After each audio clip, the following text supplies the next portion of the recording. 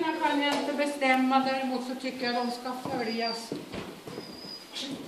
Bra. Och så leker du lite där. Bra.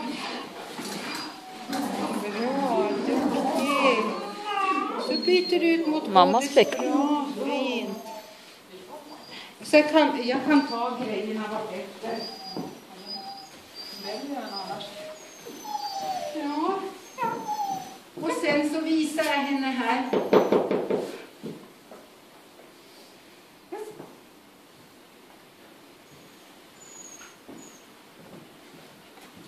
Bra. Duktig tjej. Vad konstigt. Det var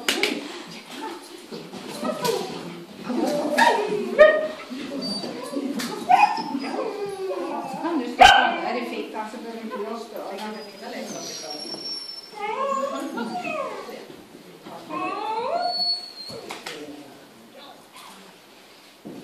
Så ställer vi den där.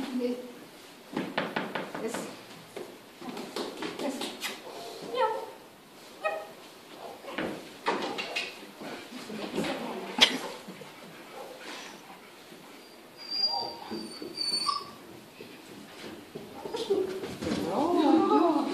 Och jag jobbar och du är stolt. Men kommer de tillbaka till dig så är det bara, då är det bra.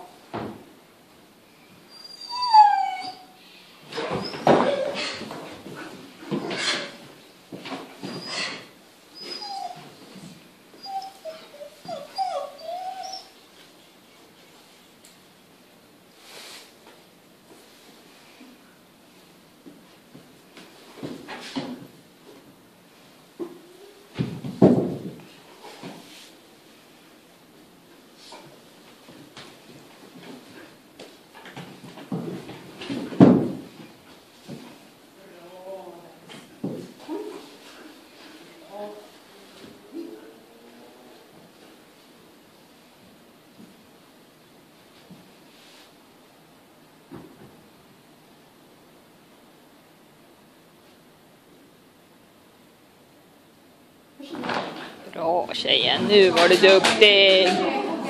Nu var du duktig. Så kampar du på halkan där nu.